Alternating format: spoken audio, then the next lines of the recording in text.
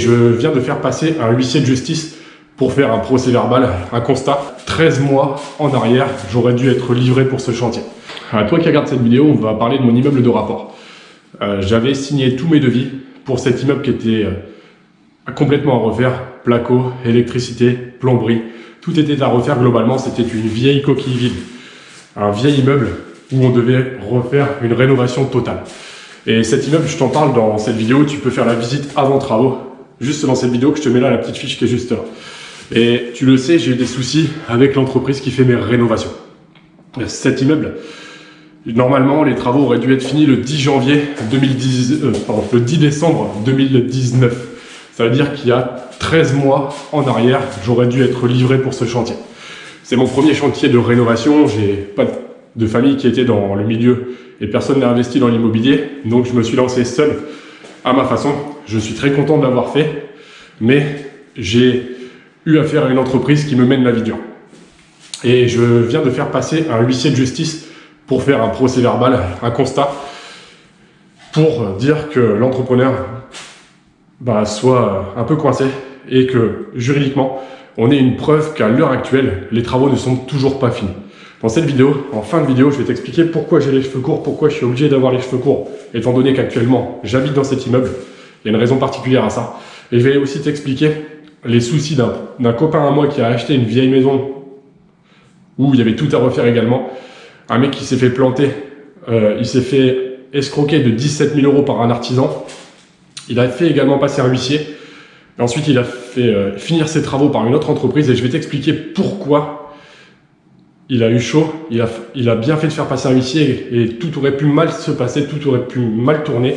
Et même s'il était en train de se faire escroquer par un artisan, s'il n'avait pas fait les choses correctement, il aurait dû donner à peu près 10 000 balles en plus à cet artisan. Je t'explique tout ça en fin de vidéo. Tu vas comprendre plein de choses qui sont urgentes, essentielles pour toi si tu investis dans l'immobilier ou si tu as des amis qui veulent se lancer, peu importe.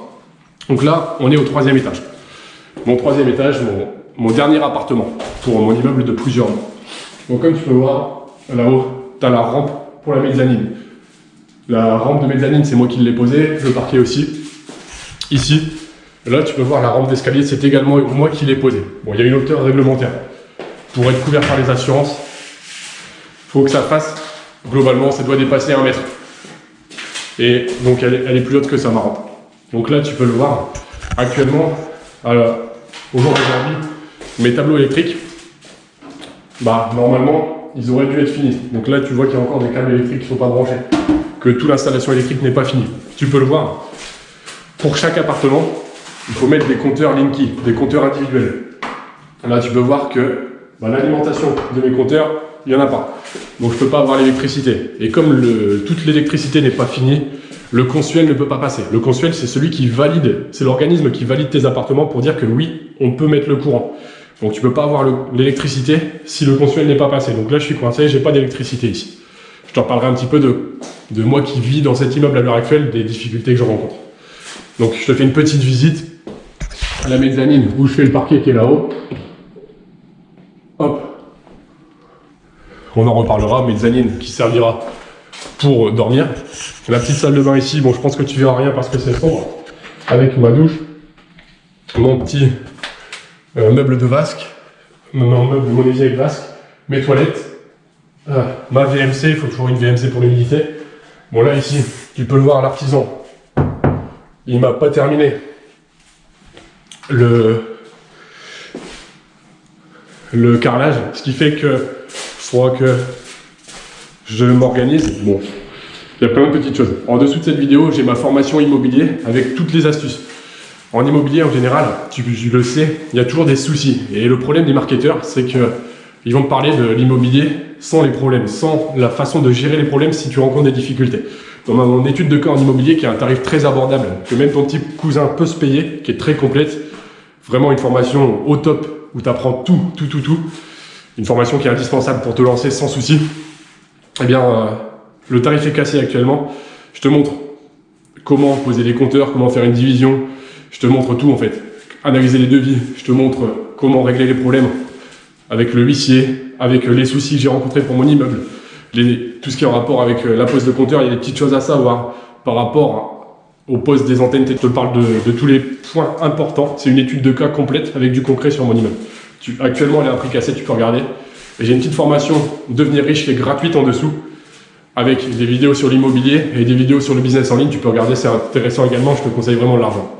Bon, en tout cas, je te disais, ici, on est à mon 3e étage. Donc, comme tu peux le voir, il y a mon cumulus ici qui n'a pas été branché. Le cumulus, il a été posé, mais sur un cumulus, il y a plusieurs choses qui sont nécessaires. Ici, tu as une soupape qui doit être au cumulus. Au cas où il y a une surpression, l'eau, elle va couler dans les évacs. Donc ça, c'est pas posé. Ce cumulus, tu peux le voir, hein, la prise électrique n'est pas mise non plus. Les tuyaux, les PER, là, pour l'eau chaude, qui sort du cumulus, un pour l'eau froide, qui rentre dans le cumulus. C'est pas posé non plus, tu peux le voir. Donc il y a pas mal de choses qui sont pas faites. Les plaintes au sol, tu peux voir que c'est pas fini. Donc les antennes, tu vois, elles sont pas finies non plus. C'est pas posé ça. Et pourtant, ça devrait l'être. Donc il y a des petites choses à droite à gauche qui sont pas posées. Je vais t'expliquer aussi dans cette vidéo pourquoi c'est le foutoir. Pourquoi mon entrepreneur n'a pas terminé mon chantier. Alors là, c'est là où je vis actuellement. Donc comme le consuel n'est pas passé, donc j'ai un tableau électrique pour chaque appartement. Tu peux le voir. Mon compteur individuel qui est là. Avec, je ferai une vidéo sur la pose de compteur. Ici, hop. Donc là, comme tu peux le voir, le compteur n'est pas relié. En fait, il y a le compteur avec la colonne électrique qui est en bas, mais le courant ne peut pas arriver dans l'appartement puisque le câble d'alimentation qui ramène le courant jusqu'au tableau électrique, il n'est pas relié. Et ça, il y a eu des petits soucis avec mon entrepreneur, bon, peu importe, mais c'est pas fini non plus, tu peux voir. Donc, comme l'électricité n'est pas finie, le consuel ne peut pas passer, donc je peux pas avoir le courant. Si j'ai le courant ici, c'est parce que je me branche avec une rallonge sur le premier compteur, le compteur que j'avais à l'origine dans mon immeuble. Donc, je vis avec une rallonge que je branche en bas et sur laquelle je greffe tous mes instruments électriques. Comme tu peux le voir là, j'ai une rallonge ici qui me sert pour ma bouilloire parce que j'ai pas l'eau chaude pour me laver, donc je suis emmerdé. J'ai un chauffage électrique au gaz juste ici, tu vois, qui me permet de ne pas être gelé parce qu'actuellement il fait 0, 1, 2 ou 3 degrés, même si on est dans le sud de la France. Donc là, tu peux le voir, il y a pas mal de choses qui sont pas finies. Les VMC, il y a juste les gaines qui sont passées, mais la VMC n'est pas encore mise. Donc là, bon, le chauffe-eau, pareil. Quand tu regardes, le branchement électrique du chauffe-eau n'est pas fait. Il y a, sur le chauffe-eau, tu vois, tu as un PER pour l'eau froide, un PER pour l'eau chaude, tu vois. Tu as 2 PER sous le chauffe-eau, tu as 2 tubes pour le chauffe-eau, tu vois. Donc celui-là, là c'est pour l'eau chaude, celui-là pour l'eau froide, tu as 2 tubes en gros. Un tube pour l'eau froide, un tube pour l'eau chaude. Là, tu as un câble électrique pour le chauffe-eau. Mais comme j'ai pas le courant, je peux pas avoir l'eau chaude. Et un chauffe-eau, c'est toujours branché sur un contacteur. Parce que l'eau chaude, on va la fabriquer pendant la nuit, quand le courant ne coûte rien. Donc il y a un contacteur qui permet de savoir quand est-ce que tu as les heures creuses, les heures pleines, et de s'adapter. Donc ensuite, on redescend. On arrive à mon premier étage. Comme tu peux le voir, il y a toujours des choses non finies, un peu d'électricité, les antennes qui sont pas faites, toujours. Le tableau électrique, où il reste des petites choses à faire. Donc comme le tableau électrique n'est pas fini, on ne peut pas avoir le consuel, donc je ne peux pas avoir l'électricité. Là, tu peux le voir, donc comme d'hab, le tableau électrique, il n'est pas alimenté puisque le câble n'est pas relié. Je te parlerai du constat de bissier juste après. On va reparler de tout ça. Ensuite, dans mes salles de bain, globalement tout est fait, mais il manque des petites finitions. Donc là, c'est mes salles de bain. Il manque des petites finitions, il n'y a pas... Là, si tu ne verras pas à la caméra, mais il y a un peu de plâtre à remettre. Il y a pas mal de petites choses à remettre. Quand tu regardes au sol, tu vois qu'il y a... Toutes les prises ne sont pas finies. Bon, peu importe.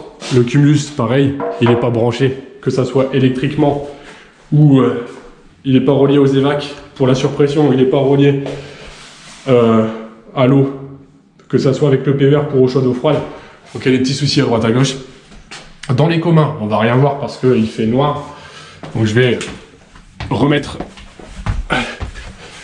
la lumière, tu vas le voir ici. Alors les communs, il y a encore du travail à faire dessus. Bon, la peinture des communs, c'est moi qui la ferai. C'est pas compliqué. Je me débrouille tout seul. Mais les communs, tu vois, il n'y a pas l'alimentation électrique. Alors là, ce qu'on voit ici, c'est important ça. Les grosses gaines ici. Bah, tu vois, ça, c'est la colonne électrique. En fait, je vais te dire un petit quelque chose pour un immeuble. Hop, sur un immeuble. Pour chaque appartement, il y a un compteur individuel. C'est-à-dire que si tu t'appelles Monsieur Dudu et que tu es locataire chez moi, ce compteur électrique sera à ton nom. Mais l'électricité, il faut bien qu'elle vienne de quelque part. Elle vient de la ville, elle vient de l'extérieur en fait. Avec tous les câbles électriques qui soient souterrains ou les lignes électriques qui sont sur les poteaux en fait électriques. Ça dépend. Mais pour que l'électricité vienne de l'extérieur et arrive à chaque compteur Linky, il faut que la colonne électrique, elle est dans les communs. C'est les câbles qui ramènent l'électricité vers chaque appartement à l'intérieur de l'immeuble. Je te reprends la lampe. Hop. Merde, j'ai fait le con, on voit plus rien. Bon, c'est pas grave. On redescend au rez-de-chaussée. On voit rien pendant une petite seconde, mais tu vas comprendre tout ça. Je vais t'ouvrir la porte.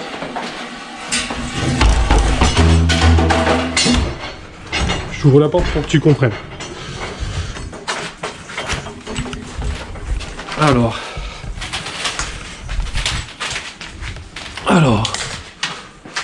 on est au rez-de-chaussée.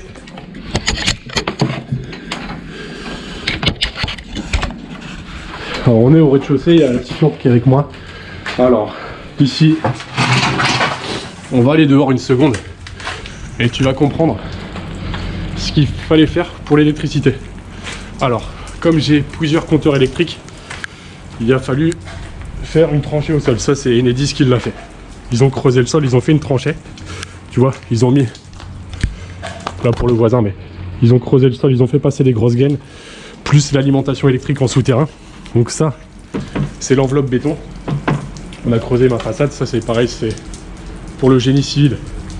Il a fallu mettre ça pour faire tout ce qui est colonne électrique. Et alors,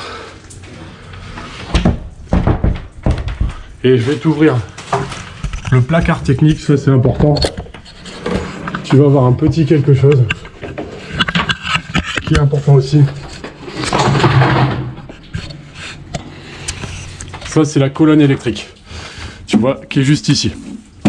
Donc ça c'est le placard technique avec du placo coupe-feu, des carreaux de plâtre pour éviter que, s'il y a le feu, pour éviter que ça prenne feu rapidement, il y a un placard fait exprès. Donc là tu vois, c'est l'électricité qui vient de l'extérieur et qui, avec un gros câble, va se dispatcher vers chaque compteur électrique.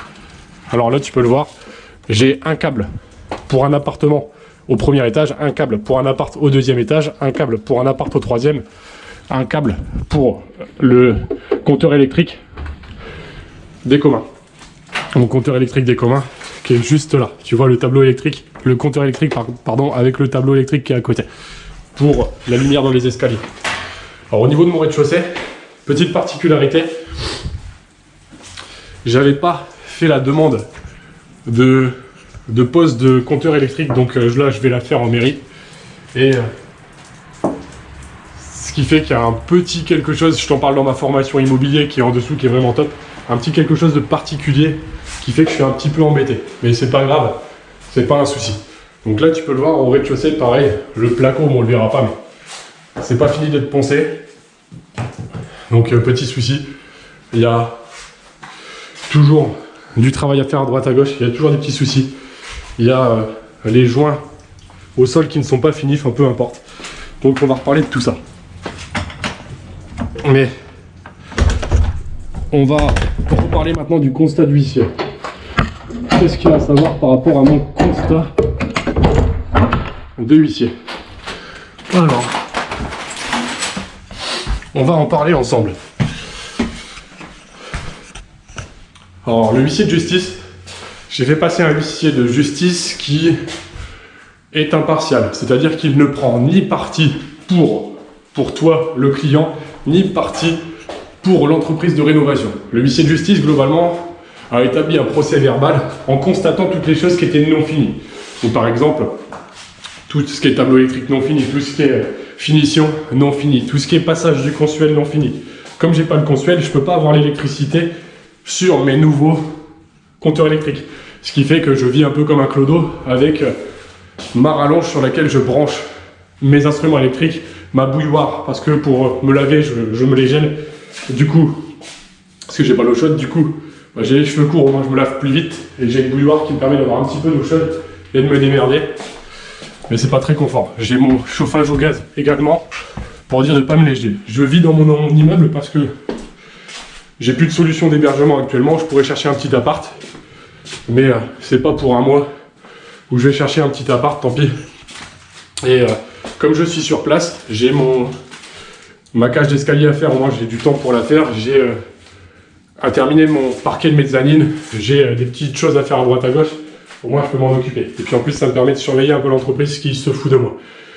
Et de savoir un petit peu. Donc pourquoi il y a autant de retard? Parce que c'est des entreprises qui ont 50 chantiers en même temps. Et plutôt que de venir chez moi, ils viennent une fois de temps en temps. Une fois de temps en temps, une demi-journée, t'as un mec qui vient faire 2-3 petits morceaux de placo. Puis une semaine après, ils reviennent, ils vont te poser 4-5 prises. Puis 3 semaines après, ils reviennent et ils vont te faire un petit machin. En fait, ce qu'ils font, c'est qu'ils prennent beaucoup de chantiers en même temps. Du coup, ils peuvent pas les gérer. Et leur astuce, c'est de te faire payer beaucoup d'argent au début du chantier. Ils te font payer trop vite. Ils te demandent beaucoup d'argent par rapport aux travaux que tu as fait. Comme tu es jeune, tu peux te faire avoir, tu payes trop vite et ils te font de la manipulation en fait. Ils vont te dire que si tu payes pas, ils viendront plus. Et que du coup, ton chantier, il aura du retard, etc. Mais ce qu'ils veulent, c'est amasser plein d'argent pour ensuite que tu sois en position de faiblesse. Et c'est un coup assez classique avec les entreprises qui se foutent de ta gueule et qui veulent avoir le pouvoir. Donc quand c'est ça, quand tu as une entreprise qui se fout de ta gueule, fais passer le huissier de justice le plus tôt possible, ce que j'aurais dû faire il y a un moment, mais ils nous manipulent bien, ils ont l'habitude, c'est des gens qui font ça avec tout le monde, qui vont te prendre pour un con parce que ce qu'ils veulent, c'est ton argent, et ils en ont rien à foutre de toi, que tu t'avales l'eau froide, que tu sois gelé, ils en ont rien à carrer. Donc surtout, fais venir un huissier de justice pour que ces gens-là ne puissent pas continuer de se foutre de ta gueule trop longtemps. Et si jamais tu as un constat, un procès verbal qui te permet d'avoir une base solide, s'il ne te livre pas, tu as une base solide pour le tribunal. Ce qui fait que il y a un constat qui a été fait. On va reparler de mon pote qui s'est fait escroquer de plusieurs milliers d'euros. Et j'ai un procès verbal par le huissier. Et imagine si je n'avais pas de constat de huissier, que le mec ne vient pas finir mon chantier, que je paye une autre entreprise pour terminer mon chantier. Ben, mon pote a failli se faire avoir. La personne qui l'a arnaqué a prétendu que c'était elle qui avait livré le chantier complètement. Les travaux ont été faits par une autre entreprise, mais s'il n'y avait pas eu de constat, qui est-ce qui aurait pu prouver que l'artisan n'avait pas terminé le chantier? Personne. Donc, si tu as un litige avec quelqu'un, il faut un papier du huissier, il faut un constat du huissier fait par un professionnel qui est impartial. Et ça te sert de preuve devant les tribunaux. Mon pote, grâce à ça, a pu prouver que l'autre artisan l'avait arnaqué, n'avait pas fait les travaux, ne venait plus, mais avait encaissé l'argent et que les travaux, la suite des travaux a été faite après constat d'huissier. Si ça n'avait pas été le cas, mon pote aurait dû payer, par exemple, 10 000 balles pour tous les travaux qui avaient été faits par l'autre entreprise. Parce qu'on n'aurait pas pu prouver que c'était la nouvelle entreprise qui avait fait les travaux, on aurait pu croire que c'est l'ancienne. Donc voilà. Donc surtout, fais un constat d'huissier. Par rapport à mon constat d'huissier, bon, dans ma formation immobilier qui a un tarif explosé actuellement, si tu veux bénéficier de l'offre actuelle, ben, tu auras beaucoup de connaissances sur l'immobilier, vraiment. Et là, je te rajoute beaucoup de contenu cette semaine avec tous les petits événements qui viennent de se produire il n'y a pas longtemps. Et bien, dans le constat d'huissier, l'huissier a noté que l'entreprise devait finir mon appartement au premier étage dans 15 jours, maximum. Elle n'avait pas plus de 15 jours. Ensuite, le deuxième étage, une semaine de plus. Puis, en suivant, le 3e étage, tu rajoutes dans 5 semaines, il fallait que ça soit complètement fini. Dans 4 semaines, pour que je puisse vivre dans une situation à peu près correcte, le consuel doit passer pour qu'on ait l'électricité sur chaque appartement. Donc il doit s'adapter pour avoir fait tout ce qui était électricité dans le mois qui vient et que le consuel passe rapidement. Bon, il y a quand même des délais pour le consuel et le délai maximal est de 4 semaines avant qu'ils interviennent.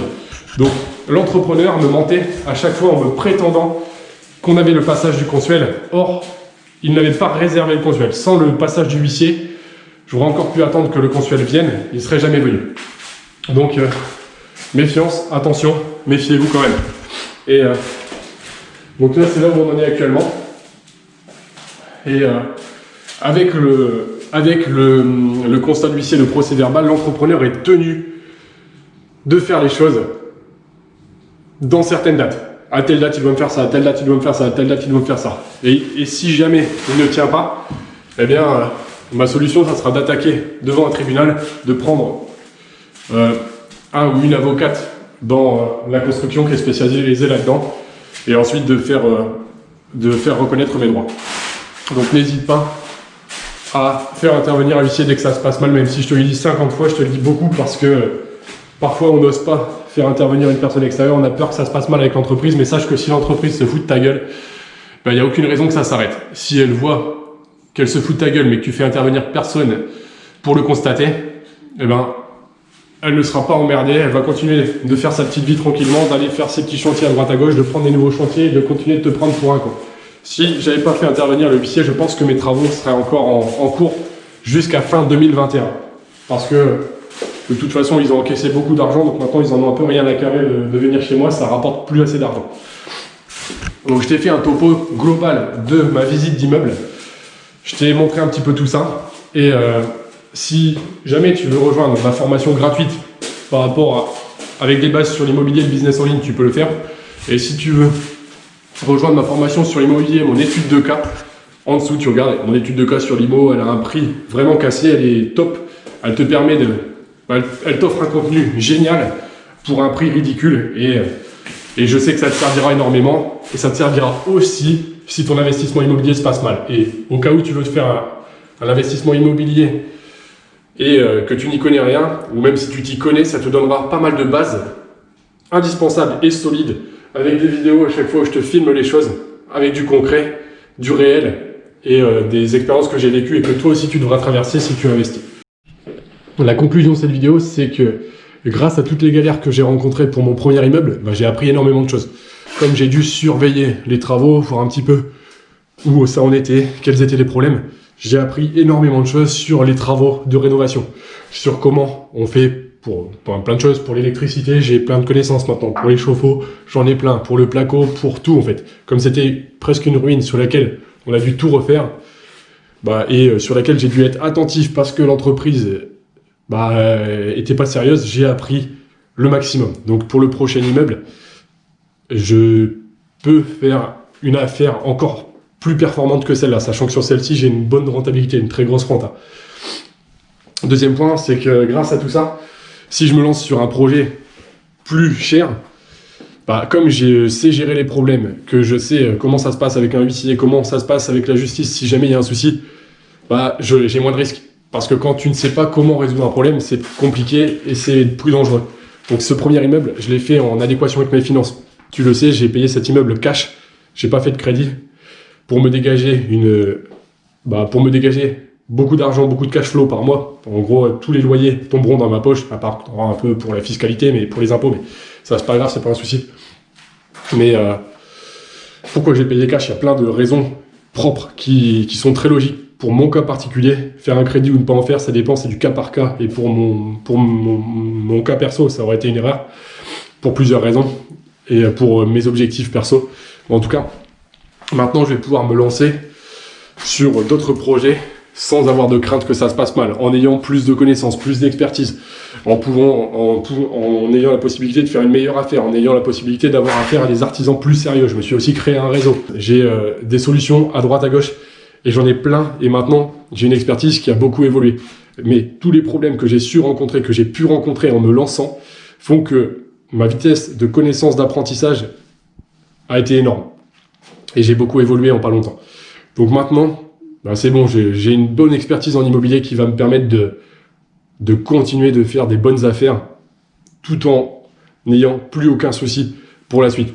Des petits soucis, il y en aura toujours, mais maintenant, les choses vont être de plus en plus faciles, de plus en plus rapides. Et je vais pouvoir être de plus en plus gagnant grâce à ce type d'investissement. Donc surtout, si tu as des difficultés, apprends à les surmonter, ça te permettra d'être encore plus efficace, encore plus rapide. Et ne le vois pas comme un problème. Là, j'aurais pu être dépressif, mais comme j'ai fait un projet qui était en adéquation avec mes finances personnelles, bah, je ne suis pas dans une situation catastrophique, même si ça s'est mal passé. Donc, ne va pas trop vite, fais pas un projet qui est au-dessus de tes moyens ou qui te met dans une situation catastrophique, j'en parle tout le temps et c'est un point indispensable parce que si tu as un projet qui est trop cher avec des mensualités de crédit élevées et que tu peux pas les rembourser, bah, tu es dans la merde. Donc fais gaffe parce que si tu as une entreprise qui se fout de toi, ça peut être une catastrophe et tu peux ne pas t'en relever. Donc fais gaffe, vas-y doucement. Et une fois que tu as fait ton premier investissement, bah, ok, tu pourras faire d'autres investissements peut-être un peu plus élevés parce que avec les loyers que tu perçois, tes revenus ont augmenté, etc. Mais fais les choses dans l'ordre et ne grossis pas trop vite. Et en tout cas, si tu te lances, tu apprendras énormément et tu deviendras de plus en plus compétent. Ce qui veut dire qu'à chaque fois que tu feras un autre investissement, tu auras des possibilités d'être encore plus gagnant. Donc surtout, ne tombe pas à terre si ça se complique, si ça se passe mal. Je te souhaite le meilleur. Et puis cette formation, bah, je te dis à tout de suite de l'autre côté si tu souhaites la rejoindre actuellement alors qu'elle a un prix préférentiel. Et courage à toi, peu importe tes projets, je te souhaite de réussir et sache que parfois il y aura des difficultés, mais on s'en fiche parce que un investisseur intelligent, il saura toujours les surmonter et il finira toujours gagnant. Donc si tu me vois un peu respirer fort et trembloter sur la vidéo, c'est parce que j'avais froid. Mon petit chauffage à gaz qui est juste là et qui me tient compagnie avec ma petite ampoule branchée sur ma rallonge. Et ce que je voulais dire, c'est je fais pas mal de vidéos sur ma chaîne YouTube. Il y en a sur l'immobilier, il y en aura de plus en plus. Je vais augmenter mon nombre de vidéos parce que je suis sur mon immeuble, je suis dedans. Et donc je vais pouvoir te parler de plein de sujets hyper importants. Ma formation immobilier, si tu la rejoins, je te disais, elle est géniale. Je sais que tu seras heureux de m'avoir fait confiance et d'avoir souscrit à cette formation si toi aussi tu souhaites investir dans l'immobilier. En plus, par rapport au prix qu'elle coûte, bah, c'est un gain, un gros bénéfice de la rejoindre. Tu augmenteras tes compétences à une vitesse grand V en un temps réduit. Elle est vraiment bien faite. Et ce que je voulais te dire, c'est sur ma chaîne YouTube, tu as énormément de vidéos sur la première année de médecine dont j'ai fini premier. Donc si tu t'abonnes à cette chaîne, tu auras des vidéos sur l'immobilier, des vidéos sur la gestion de ses finances. Par exemple, il y a comment j'ai économisé 100 000 euros, les 100 000 qui ont permis de payer cash cet immeuble. Vidéo qui est juste là. Il y aura des vidéos un peu sur le Bitcoin. Tu sais que le Bitcoin, là, il était à 4 000 euros. Il est monté à 30 000 euros en un rien de temps. Donc, ceux qui en ont acheté et qui l'ont revendu là maintenant ont pu faire une grosse plus-value. Donc, tu avais un peu de vidéos sur le Bitcoin. J'en avais acheté quand il valait pas grand-chose. Il valait 9 000 euros quand j'en ai acheté. Et maintenant, il est monté à 30 000 balles. Donc, je l'ai revendu. Je fais une plus-value. Et ce que je voulais te dire, c'est que sur ma chaîne YouTube, tu as plein de vidéos sur la première année de médecine. Tu as des vidéos. Tu auras aussi des vidéos sur l'immobilier, tu auras des vidéos un petit peu sur la bourse, où j'ai fait mes commencements cette année sur les finances perso, donc tu auras des vidéos différentes. Donc si ça t'intéresse, tu peux t'abonner, tu peux mettre un j'aime si cette vidéo t'a appris pas mal de choses, si toi aussi tu galères dans ton projet, que tu as eu des soucis, etc., que toi aussi tu évolues vers l'indépendance financière, et que c'est pour très bientôt, et peu importe ton projet. Et tu peux mettre un commentaire pour me dire le type de vidéo que tu aimerais avoir sur l'immobilier. Et ce que je voulais te dire, c'est qu'en précommande, en dessous, je suis à l'heure actuelle dans cet immeuble avec mon petit chauffage électrique, mon petit chauffage à gaz et ma petite lampe, en train de te terminer mon livre qui s'appelle « De puceau timide à solide et confiant », un livre où je te parle de ma timidité et de toutes mes étapes, mais également un livre avec du mindset, enfin un livre qui est génial pour les gens qui me connaissent et qui me suivent, et pour les gens qui sont timides et qui ont des soucis en rapport avec les filles, en rapport avec les relations sociales, etc. Mais un livre qui est vraiment génial, dont je suis très fier et qui sortira le 30 mars 2021 sur Amazon. Tu peux le précommander actuellement en format Kindle, en format e-book, et tu pourras l'avoir en format broché également, en format relié. Mais dans pas longtemps. Donc tu pourras y jeter un œil, c'est en dessous. Il est un petit peu plus cher en format broché, en format relié, et moins cher en format e-book. Donc c'est logique, et ça je pense que tu l'as compris. Donc en tout cas, je te souhaite le meilleur, que ça soit sur ma chaîne YouTube si tu souhaites visionner plusieurs de mes vidéos. Je te souhaite le meilleur dans tes projets. Je te souhaite une bonne année également. une belle réussite, de tenir le coup si tu rencontres des difficultés, de toujours rester accroché et confiant avec de l'espoir. Et dans tous les cas, sois heureux, sois épanoui, n'hésite pas à aller sur des sentiers que tu ne connais pas et te créer des nouveaux chemins, des nouvelles routes en faisant de nouvelles choses. C'est la façon de progresser la plus rapide. Et je te jure que même si j'ai eu des soucis, ça me permet d'être épanoui et d'être fier de moi. Donc n'hésite pas à te lancer, même si tu rencontreras toujours des difficultés, quel que soit ton projet. Et mon livre, de plutôt timide, solide et confiant, en précommande sur Amazon, tu peux le rejoindre et je sais qu'il te plaira. Il y a du contenu intime dedans, il y a des choses qui sont très perso que je te livre.